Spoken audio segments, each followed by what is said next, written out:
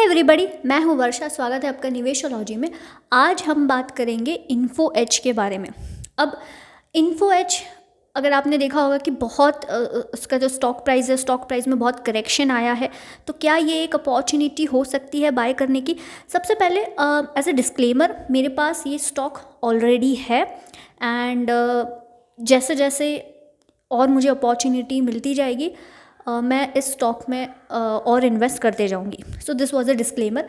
Now Info Edge का ना मैंने मेरा एक वीडियो था मोट कंपनीज़ के बारे में, companies having huge competitive advantage. So उसमें मैंने इन्फो एज कवर किया था, इन्फो एज का मोट क्या है। बट मैं आपको फिर भी एक सिंपल शॉर्ट में बता दूंगी।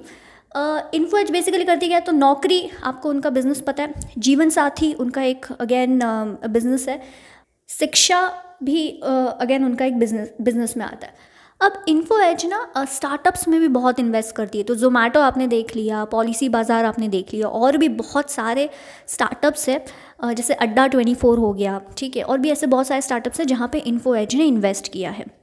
लेकिन अगर हम इनके मेन बिजनेस की बात करें तो अगेन आपका नौकरी हो गया, आपका जीवन साथी हो गया, आपका रियल स्टेट में 99 एकर्स हो गया, और आपका शिक्षा हो गया।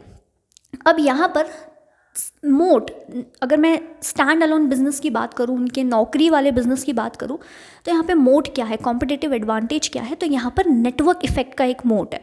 अगर आपने मिस्टर संजीव बिखचंदानी जिन्होंने इन्फो एज स्टार्ट की थी, आपने अगर उनके इंटरव्यूज़ सुने होंगे या पढ़े होंगे, तो हमेशा वो नेटवर्क इफ़ेक्ट्स की बात करते हैं। तो नेटवर्क इफ़ेक्ट क्या होता है, बेसिकली नौकरी पे अगर आप देखोगे आप नौकरी पे इसलिए जाते हो क्योंकि सारे जो एम्प्लॉयर्स हैं वो नौकरी पे हैं, ठीक है। सारे एम्प्लॉयर्स नौकरी पे इसलिए हैं, या उन्होंने जॉब लिस्टिंग्स इसलिए डाली है क्योंकि एम्प्लॉयर्स को पता है कि सारे एम्प्लॉयज़ नौकरी पे आएंगे।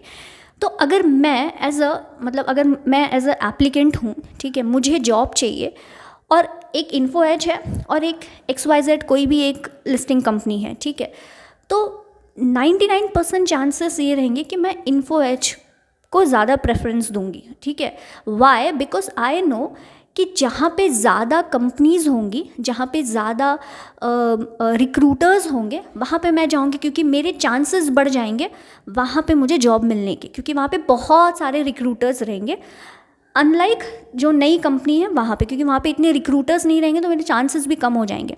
तो this is called a network effect. क्योंकि इन्फो एज पे बहुत सारे रिक्रूटर्स हैं, इसलिए एप्लीकेंट्स जो है जिनको जॉब चाहिए वो इन्फो एज पे जाते हैं या नौकरी पे जाते हैं फॉर दैट मैटर। और क्योंकि जो एम्प्लॉयर्स हैं उनको भी पता है कि अगर मुझे एप्लीकेंट्स चाहिए तो मुझे नौकरी पे लिस्टिंग डालनी पड़ेगी, क्योंकि वहाँ पर ज़्यादा मुझे एप्लीकेंट्स मिलेंगे। तो ये एक लूप तैयार हो जाता है, ये एक नेटवर्क इफेक्ट तैयार हो जाता है। इससे क्या होता है ना, कंपनी को बहुत फ़ायदा होता है, मार्जिन्स में बहुत फ़ायदा होता है, ऑपरेटिंग लिवरेज का बहुत फ़ायदा होता है। अब जो इनका नौकरी का बिजनेस है ना, that is a cash cow business. मतलब क्या, नौकरी इज़ द बिजनेस जो बहुत प्रॉफिटेबल है, ठीक है। बाकी जो जीवन साथी हो गया या जो 99 एकर्स हो गया, वहाँ पर लॉसेस हो जाते हैं, बट नौकरी इज़ द वन जहाँ पे इनका मार्केट शेयर भी अच्छा है and they are very profitable. तो वहाँ का पैसा ये लोग फिर बाकी सारे इन्वेस्टमेंट्स में यूज़ करते हैं ना। अगर मैं इनके जीवन साथी की बात करूँ, देन अगेन इसके साथ साथ हम क्वार्टर रिजल्ट्स भी देखेंगे, Q3 रिजल्ट्स का क्या हुआ। तो पहले शुरुआत करते हैं नौकरी से।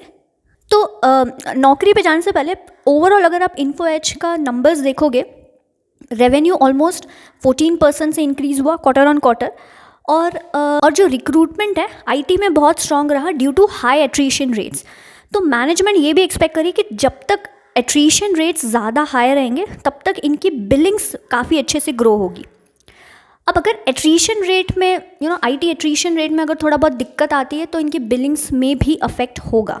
और इनका जो नॉन आईटी हायरिंग है लास्ट 2 ईयर्स से वो भी सफ़र हुआ है due to COVID related issues. And यहाँ पर अगेन जो आपके हॉस्पिटैलिटी हो गया, ट्रैवल हो गया, यहाँ पर हायरिंग बाउंस बैक हो सकती है आगे जाके। और यहाँ पे आपको ये भी बात का ध्यान देना है कि आईटी कंपनीज ना बिकॉज मेजॉरिटी ऑफ रेवेन्यू इनका आईटी कंपनी से आता है। एंड क्योंकि आईटी कंपनीज जो है ये लोग अभी फ्रेश हायरिंग जो ऑन कैंपस रिक्रूटमेंट होता है, ऑन कैंपस हायरिंग होता है, वहाँ पे ज़्यादा ध्यान दे रहे हैं। दो इन्फो एज का ऑन कैंपस हायरिंग या फ्रेश हायरिंग में भी ये लोग हैं, but it is very small as such. अभी इतना ऑन कैंपस हायरिंग या जो फ्रेशर हायरिंग का जो ये लोग सर्विसेज देते हैं अभी इतना बड़ा नहीं है, तो इसका अफेक्ट थोड़ा बहुत इनके बिजनेस पे हो सकता है। इनका जो रियल स्टेट का बिजनेस है 99 एकर्स, सी ये जो स्पेस है यहाँ पर ना कॉम्पिटिटिव इंटेंसिटी बहुत बढ़ गई है, क्योंकि जो छोटे छोटे प्लेयर्स हैं वहाँ पे फ्लो ऑफ कैपिटल बहुत ज़्यादा आ गया है। ओके, सो यहाँ पर थोड़ी बहुत यहाँ पर सिचुएशन डिप्रेस हो सकती है, बट गोइंग फॉरवर्ड यहाँ पर 10 to 15% ग्रोथ आप एक्सपेक्ट कर सकते हो इन अ फ्यू ईयर्स। अब इनका जो जीवन साथी का बिजनेस है दैट इज़ मैट्रिमोनी, यहाँ पर जीवन साथी के बिजनेस में इनका एक्चुअली रेवेन्यू डिक्लाइन हुआ है। ओके, एंड नॉर्थ इंडिया में they are the second player, लेकिन ओवरऑल अगर आप देखोगे तो ये लोग बहुत छोटे प्लेयर हैं। अब सबसे इम्पॉर्टेंट चीज़ ये हो जाती है कि जीवन साथी वाले बिजनेस से ये लोग निकल क्यों नहीं रहे हैं, जो मैट्रिमोनी स्पेस है वहाँ से ये लोग निकल क्यों नहीं रहे हैं। यहाँ पर द थिंग इज़ कि अगर आप आज से 10 साल के बाद देखो, आज अगर आप मैट्रिमोनी का पूरा मार्केट साइज देखोगे दैट इज़ ऑलमोस्ट 700 crores। आज से 10 साल बाद this can go to 3000 crores। ठीक है, सो यहाँ पर ग्रोथ की अपॉर्चुनिटी है, बट अगेन इसको बहुत टाइम लगेगा। So Jeevan matrimony space business में one has to be invested for a long time, ताकि जब मार्केट बढ़े तो आप उसका फ़ायदा भी उठा पाओ। एंड इस बिज़नेस में they are very serious, because आगे जाके इस बिज़नेस में ये पूरे स्पेस में कंसोलिडेशन बहुत हो सकता है। एंड इन्फो एज का टारगेट ये है कि इन लोग को सेलर्स नहीं बनना है व्हेन इट कम्स टू जीवन साथी, बट इन लोग को बायर्स बनना है। और कंपनी ने ना रिसेंटली 25% स्टेक एक्वायर किया है जूनो लर्निंग में, that is Gurugram based company है। तो जूनो बेसिकली क्या करती है, जो आपके एंट्री लेवल प्रोफेशनल्स होते हैं या स्टूडेंट्स होते हैं उनको सेल्स टेक्निक्स या प्रोसेसेस ये सब सिखाती है। और इससे क्या है ना कि एक तरह की सिनर्जी क्रिएट हुई है इन्फो एज के लिए, क्योंकि नौकरी मतलब इनका ऑलरेडी रिक्रूटमेंट में ये लोग हैं, और अब ये लोग जूनो लर्निंग में एक्वायर किए हैं, विच विल एक्चुअली हेल्प। एक तरह से आप एक इसको स्ट्रैटेजिक इन्वेस्टमेंट समझ सकते हो। फिर कंपनी का और एक बिजनेस वर्टिकल है दैट इज़ shiksha.com। तो यहाँ पर भी कॉलेजेस की, बेस्ट कॉलेजेस की एंड सबकी लिस्टिंग होती है। तो अगर आप देखोगे कंपनी ने ना बहुत बहुत कुछ इन्वेस्ट करके रखा है, इन सब इन्वेस्टमेंट्स को प्ले आउट करने में बहुत टाइम लगेगा। तो जैसे मैंने आपको जीवन साथी की बात बताई, जीवन साथी में ग्रोथ है, मतलब मैट्रिमोनी में ग्रोथ है, but that will take time. जो नौकरी की बात आ रही है वहाँ पर तो इनका प्रॉफिटेबिलिटी है ही, कैश काउ बिजनेस है ही, लेकिन अगेन उसको और इंक्रीज़ करने के लिए या जैसे मैंने कहा कि जो इन लोग ने कैंपस रिक्रूटमेंट लाया है, ये चीज़ें इन लोग ने इनबिल्ड की हैं, बस इसको एक्सपैंड होने में थोड़ा टाइम लगेगा। देन 99 एकर्स की जैसी बात हुई थी, वहाँ पर भी ग्रोथ एक्सपेक्टेड है, लेकिन अगेन इसको टाइम लगेगा। और 99 एकर्स जो रियल स्टेट इनका जो प्लेटफॉर्म है, यहाँ पे बहुत कंपटीशन है। ठीक है, तो यहाँ पर इनको बहुत मार्केटिंग एक्सपेंसेस करने पड़ेंगे। अब इन्फो एज का अगर आप देखोगे वाई इतना स्टॉक प्राइस नीचे क्यों गिरा, द मेन रीज़न इज़ कि क्योंकि ये लोग जोमेटो में इन्वेस्टेड हैं, ये लोग पॉलिसी बाज़ार में इन्वेस्टेड हैं। ठीक है, सो ऐसे केस में क्योंकि आपने जोमेटो का स्टॉक प्राइस में करेक्शन देखा, आपने पॉलिसी बाज़ार के स्टॉक प्राइस में करेक्शन देखा, बहुत करेक्ट हुए हैं। इसके वजह से ऑफकोर्स जब Info Edge already in companies में इन्वेस्टेड है और ये कंपनियों के शेयर प्राइस अगर गिरेंगे तो इन्फो एज पे असर होगा, ये एक चीज़ हो गई।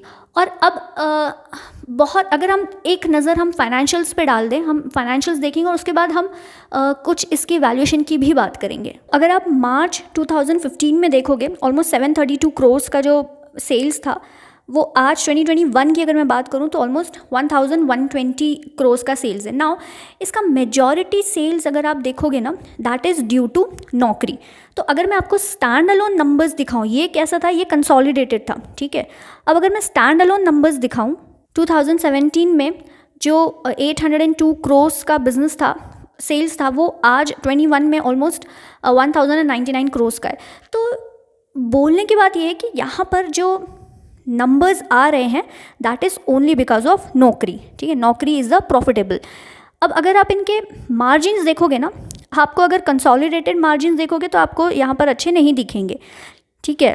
अगर मैं ऑपरेटिंग प्रॉफिट मार्जिन्स की बात करूँ, अब आप इनके स्टैंड अलोन मार्जिन्स देखो। स्टैंड अलोन मार्जिन्स अगर आप देखोगे, इनके स्टैंड अलोन मार्जिन्स बहुत अच्छे हैं ना। यही रीज़न है इनके नेटवर्क इफेक्ट का, जो हमने मोड की बात की थी, कि यहाँ पर एक लूप तैयार हो गया है जिसके वजह से इनके मार्जिन्स काफ़ी अच्छे हैं।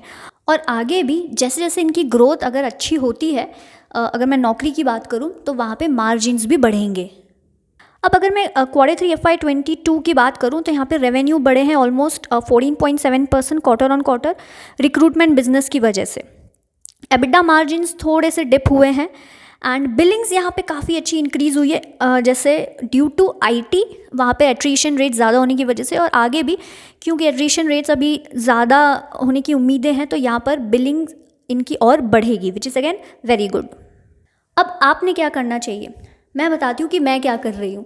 जैसे मुझे ये बिज़नेस पसंद है एंड क्योंकि यहाँ पर ना इस बिज़नेस में थोड़ा एक रिस्की एलिमेंट है, ठीक है। क्योंकि ये लोग जो इन्वेस्टमेंट्स करते हैं, अगर वो इन्वेस्टमेंट्स अच्छी नहीं निकली तो अगेन अफेक्ट होगा, ठीक है। एंड सेकेंड थिंग इज़ कि ये सारी जो चीज़ें हैं इसको प्ले आउट होने में थोड़ा टाइम लगेगा। The one thing which is very good is नौकरी का बिजनेस जो इनके पास है।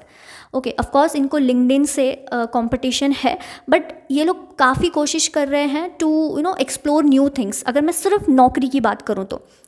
एंड जीवन साथी के केस में जैसे मैंने कहा कि यहाँ पर ग्रोथ है लेकिन it will take time, and Shiksha में भी they are doing good things. तो 99 एकर्स की अगर मैं बात करूँ, अगेन यहाँ पर बहुत कंपटीशन है तो इनको मार्केटिंग एक्सपेंसेस और ये सब करने पड़ेंगे। तो ओवरऑल अगर आप देखोगे ये कंपनी मुझे पसंद है। एंड जैसे मैंने कहा कि अगर आप ऐसे इन्वेस्टर हो कि आपको थोड़ा risk it's okay for you, and आपको नए नए बिजनेसेस में इन्वेस्ट करना पसंद है, जैसे ये कंपनी स्टार्टअप्स में इन्वेस्ट करती है, तो ऐसे केस में this company might be a good investment for you. But again ये मेरा ओपिनियन है और मेरे पास ऑलरेडी InfoEdge के शेयर्स है, और मैं जैसे जैसे मुझे अपॉर्चुनिटी मिलेगी मैं उसको और एक्यूमुलेट करते जाऊंगी। अब अगर मैं इनके वैल्यूएशन की बात करूँ ना, तो आप इस कंपनी को सिर्फ P मल्टीपल से नहीं देख सकते। प्राइस टू अर्निंग रेशो आपने देखा 6 है, तो सिर्फ हम इसको नहीं देख सकते क्योंकि एक तरह से ये मिसलीडिंग है।